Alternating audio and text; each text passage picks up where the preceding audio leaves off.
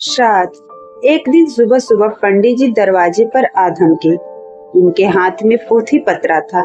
दरवाजा खुलते ही उन्होंने तकरीबन डांटते हुए कहा, तुमको पता है आज क्या है? मैं सोचने लगा आज क्या है। तब वो बोले, जानते नहीं, आज पंचमी है। पंचमी? यह सुनकर मैं हक्का बक्का रह गया और पूछा, पंचमी है तो क्या हुआ? क्या हुआ? पंडित जी बड़बड़ाने लगे। इसीलिए मैं कहता हूँ, घोर कलयुग है, घोर कलयुग। लोगों को अपने पितरों की फिक्र ही नहीं। एक मैं हूँ जो सबको याद दिलाता रहता हूँ, वो मुझे भूल रहे थे। मैं कुछ बोलता इससे पहले ही वो दोबारा बरस पड़े। यह पितर पक्ष है। आज ही के दिन तुम्हारे पिताजी का स्वर्गवास हुआ था, इसीलिए आज के दिन तुम्हें श्राद्ध कराना चाहिए। अपनी बात के सबूत में उन्होंने मुझे पत्रा में वह दिन भी दिखाया जिस दिन मेरे पिताजी का स्वर्गवास हुआ था। पंडित जी के पत्रे में पंचमी की तिथि जरूर लिखी थी। 4 महीने पहले ही तो पिताजी की मौत हुई थी। मैंने पंडित जी को इज्जत से अंदर बिठाया। सबसे पहले उन्हें गर्मा गर्म चाय पिलाई। फिर पूछा, पंडित जी आप तो बड़े ज्ञानी हैं, कृपा करके यह बताइए कि क्या यह श्राद्ध जरूरी है? तुम क्या वाकई कुछ नहीं जानते इस बारे में? पितर की आत्मा इस पक्ष में अपने प्रियजनों से भोजन पानी लेने के लिए बेचैन रहती है। पितर पक्ष में श्राद्ध करने से उन्हें शांति मिलती है। पंडित जी ने हाथ नचाते हुए जवाब दिया, जैसे मेरे पितर उनके सामने हवा में दिखाई दे रहे थे। मैंने तो सुन रखा था कि आत्मा कभी नष्ट न होने वाली चीज है। यह सभी चीजों से परे है। यह न जलती है, न गलती है, न ही सूखती है। इस पर किसी चीज का कोई असर नहीं पड़ता। फिर इसे भूख प्यास कैसे लगती है? इसे भोजन पानी की जरूरत क्यों है? यह मैं समझ नहीं पा रहा था, पर पंडित जी से बहस करके उन्हें और गुस्सा करना नहीं चाहता था। तो फिर मुझे क्या करना होगा पंडित जी? मैंने पूछा।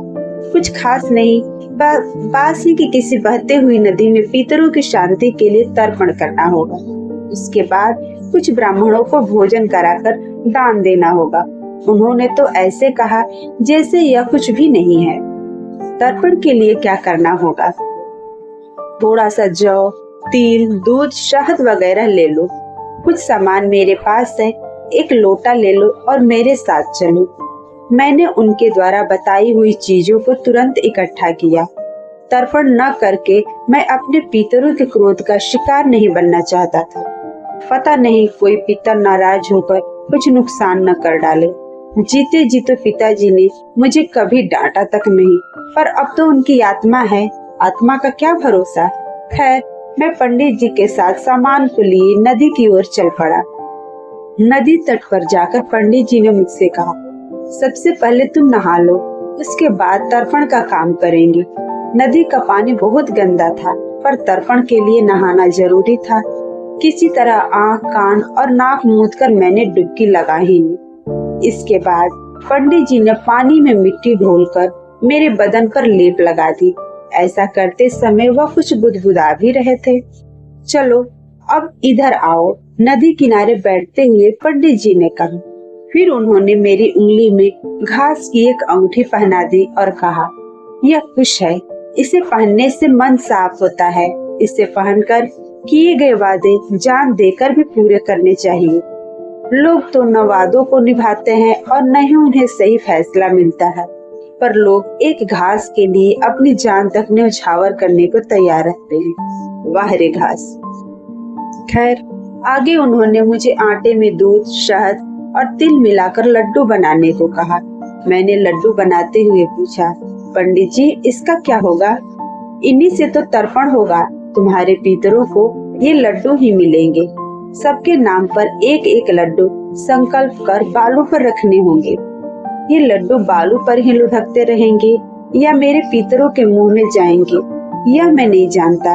अगर मैं जानता कि ये मेरे पितरों के भोजन है, तो मैं दाल, चावल, सब्जी पका कर न ले आता।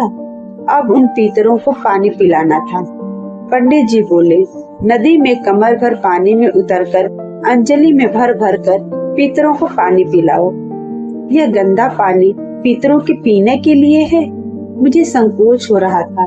ऐसे गंदे पानी को पीकर क्या उनकी तबीयत खराब नहीं हो जाएगा? तब उनके लिए डॉक्टर कहाँ मिलेगा? अगर पहले जानता तो घर से साफ पानी ले आता। किसी तरह इन सारे कामों से निपटा।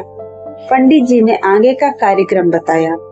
अब घर जाकर अच्छे अच्छे पकवान का इंतजाम करो। कुछ रसगुल्ले भी लेते आना। मैं ब्राह्मणों को लेकर दोपहर को तुम्हारे घर पहुंच जाऊंगा। और याद रखना, तुम जिन जिन पकवानों का भोग लगाओगे, तुम्हारे पितरों को वे ही पकवान वहाँ यानी स्वर्ग में प्राप्त होंगे।